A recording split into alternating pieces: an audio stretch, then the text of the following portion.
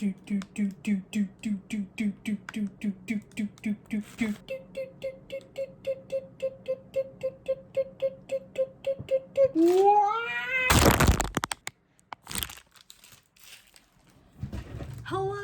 how is everyone going? Wait, that didn't come out right. How is everyone going?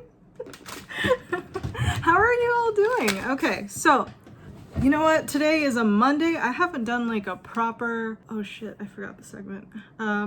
Things you don't know, but I'm gonna tell you anyways. I got it. So we're gonna do that today. I have like 5 comments that I looked up and I'm feeling pretty good. I spent the entire day cleaning. Today is the beginning of my staycation. So for the next 7 days, I don't have to go to work. And so all I have to do is focus on my vlogs and Ryukyu, and yes, I'm so excited. I already got so much done. Well, so much done in terms of like housework, which is surprising how much piles up when you don't have time, you know what I mean? But I spent like the last 3 hours just cleaning, doing laundry. I mean, it's beautiful in here. I would move the camera to show you, but I'm kind of lazy. But let's talk about the elephant in the room.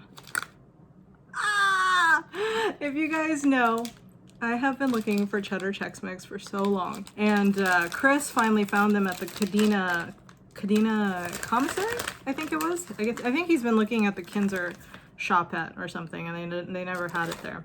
But he finally found it for me, cheddar Chex Mix. I'm so excited. This has taken me like 5 days to eat. This little bag. He bought me like 2 more. So I'm set for a little bit, but I'm so excited. Cheddar Chex Mix. They're not as good as I remember.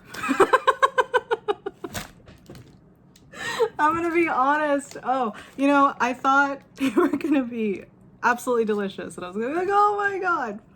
And they are good, but I don't know why I was craving it so much. But I appreciate Chris for getting it for me. Sorry, I know. I hate when people, I hate the sound of people eating, so let me get through this real quick.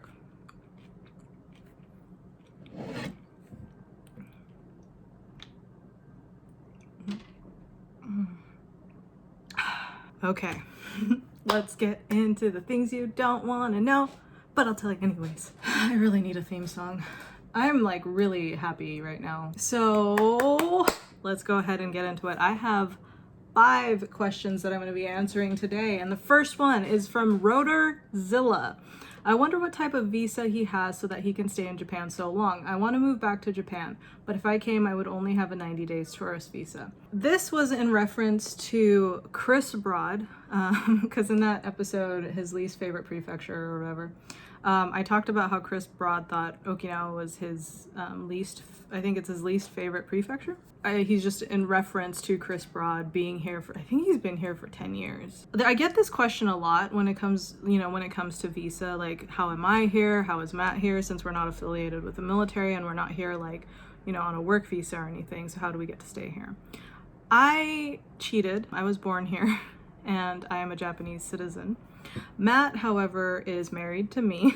So he's here on a spousal visa. So aside from being a Japanese citizen and aside of being like married to a Japanese, now I don't know for sure how Chris Broad stays here. I'm sure that he probably has made a video about it. There's many YouTubers out there who live in Japan who are expats who have made videos about this, but what I assume is he probably came here on a work visa, because I think he was an eikaiwa teacher, which is an English teacher for Japanese schools. Now, how he has stayed in Japan, because I'm pretty sure he doesn't teach Japanese anymore. I think YouTube is his full-time gig now. I think there's a few different ways to go about this. He might still have a job on the side that gives him work visa, but I don't know, because he's like, I don't think so. So if he doesn't have a work visa, so then how is he staying here?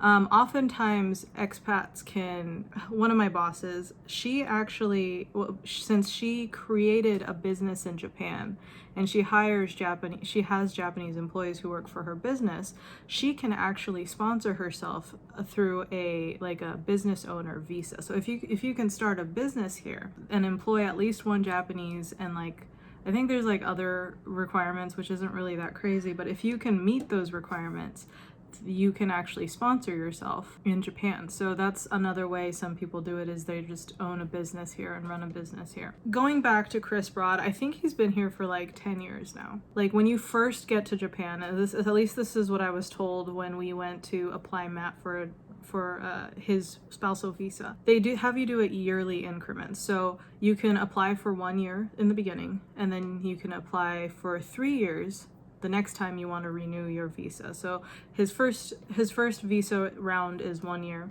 Next time we go in, we can apply for 3 years, and then I think it's like the next time you want to do that is like you get to do it for like 5 or 7 years, and then once you're here about 10 years, you can actually apply for permanent residency. I don't think Chris Broad has done that. I'm pretty sure he's probably still a British citizen. I don't think he's actually applied for visa, but those are some ways that people have stayed here permanently or forever, is they come here to work and then they get a work visa, they stay for a year, and they just keep reapplying their visa until they're qualified to apply for a permanent residency visa. I don't know, there's a lot of different ways to get a visa, and a lot of times when you go online it's really, really complicated.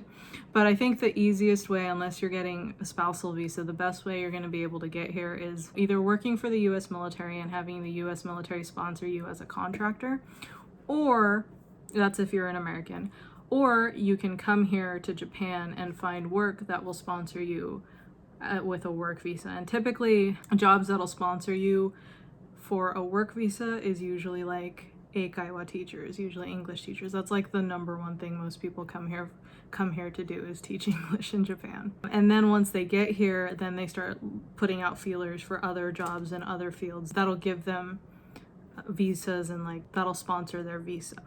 So most people put their foot in the door, like I said, through eikaiwa, and then they go branch off. And there's student visa too. So if you're young and you're a student and you want to transfer to one of the Japanese universities, you can go there on a student visa. I don't know if that was helpful, but that's as much as I know about visas. I'm not very these are just things that I've heard. Next question is, do you sometimes do a dream journal? No.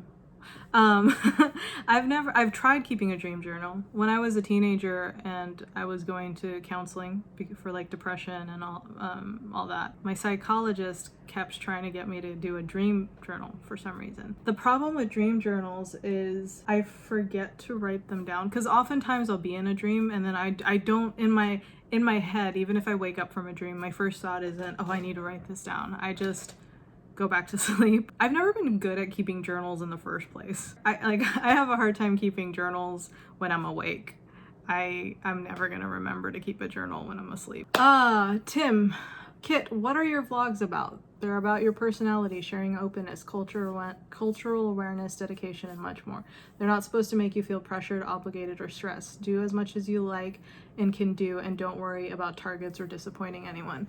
I'm really grateful that Tim said that. And it's one of those things where I understand that logically, because that's how I feel about my vlogs. Sometimes in the beginning, when you're doing YouTube, every time I go up to upload my video, it's really hard not to notice the numbers, because right there in bold letters and graphs are the analytics for your channel. How many subscribers you have, how your newest video did compared to your oldest video. All of those analytics are in a graph. Green, good, red, terrible. It's hard not to notice. Even if I don't want to look at it, it's hard not to notice. And the side of me that wants to grow something and excel in YouTube kind of conflicts with the side of me that just wants to have fun and be creative sometimes, especially when you have the analytics just glaring at you. For today, when I went on to go look at some questions, I noticed that I lost 2 subscribers in the last 24 hours, which is fine. It's actually not bothering me, but it's those kind of things that you notice. And when it catches me in a bad spot, it's just one of those things where it starts making you anxious, because then you're like, oh no, what am I doing wrong? When that happens, I have to take a step back and remind myself why I'm doing what I'm doing. And Tim nailed it on the head. What are these vlogs to me, especially this year? You know, my entire goal for this year wasn't to gain as many subscribers as fast as I can. My main goal for this year was to put out a video a day. And so far I am on track to do that. And I think next year my goal is going to be different. I don't know what my goal is going to be, but I just have to remind myself, like, it's okay.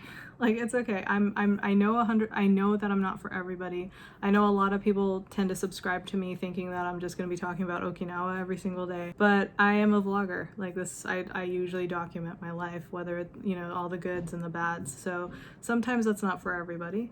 That's totally okay. But sometimes, I'm not gonna lie, it's hard not to notice those analytics, and sometimes, you know, it can bring you down, especially if you catch those red arrows going down at a bad time. Honestly, at the end of the day, I think it's fun. Even the moments when it's not fun, it's fun. There's something very fulfilling about it. This is my baby. I love this. I love doing this so much. I love doing live in Okinawa, and I love the brand, Ryukyu brand. I really do. But I'm very proud of what I've accomplished with YouTube, and I can't see myself doing anything else for a little bit. So, all right, next question. And the teachers, school staff didn't punish the Japanese kids who were abusers. Did they not discourage this type of behavior? Okay, so this is from a question from Mary, who, in response to growing up half in Japan, it's a video I did. It was actually Things You Don't Want to Know About Me spontaneous episode. In that episode, I was talking about how the treatment of half kids in Japan, especially when I was a kid, and the older generation, mixed generational kids like me, were oftentimes, I would probably say, like, discriminated against. It's a pretty heavy word, but I mean, I don't think there's really any way to put it. And in that, I talked about a friend of mine who was bullied really badly by some of her school classmates. And so Mary's asking if the teachers or school punished the Japanese kids. I actually don't know. I never really asked her, but from experience, I'll say this. One of the things that is pretty bad in general in Japan is bullying. Bullying is actually a pretty big thing here, and I've talked about this before, is lack of counseling and mental help here in Japan. I think a lot of times kids and adults tend to take out their aggression on people. There's been some cases in Japan where the teacher of the class along with the students will bully one student, you know? So there have been stories like that. And like teachers will bully other teachers, or like, you know, you go to work and coworkers bully one, you know. I'm not saying like everybody gets bullied. That's not what I'm saying at all. But what I'm saying is bullying is actually pretty common. In fact, I would like to sit down with Chris. I wonder if he'd be willing to talk to me, but he has a lot of friends who are Japanese, and he's told me stories about some of his friends. So it'd be really cool to talk to him about bullying culture in Japan. Let me know if you guys would be interested for me to kind of delve deeper into that, the bullying culture here in Japan. If you like me to talk more about it, feel free to comment down below. Next thing. Okay, so this one's gonna be easy. This is from Marvin Miyashiro. In the first part of his paragraph, he said, I don't exactly know the meaning of busa or if it's even a real word, but I remember my mom and grandparents saying that in reference to hair being messy. So it's bosa is actually how you pronounce it. B-O-S-A, bosa, bosa. Bosa means disheveled. So it's not necessarily a word, but it's like pika pika. Pika pika is like sparkling, like pika pika pika pika. But it's not necessarily like pika pika doesn't mean like sparkling. It's like, how do I explain it? It's just one of those words to describe an action. You know what I mean? So it's like pika pika pika pika is like sparkle, sparkle, sparkle, sparkle, sparkle. And bosa bosa is like crazy, disheveled, blah, blah, blah, blah, blah. That's basically what bosa bosa means. So, okay, I'm gonna go. I have a lot to edit. I love doing things you don't want to know about me, but I'll tell you anyways. So please make sure, don't be shy. Leave your comments down below. Not just comments, but questions, because there is no stupid questions. So make sure to leave them all down below. And once a week I do things you don't want to know about me, but I'll tell you anyways. I missed the last week, but so far I've been doing it every Monday or Tuesday. I do one every week. So make sure to leave your comments down below when you have it. I love you guys so much. Thank you for tuning in, and I will see you in tomorrow's episode. Peace. Bye. Boop.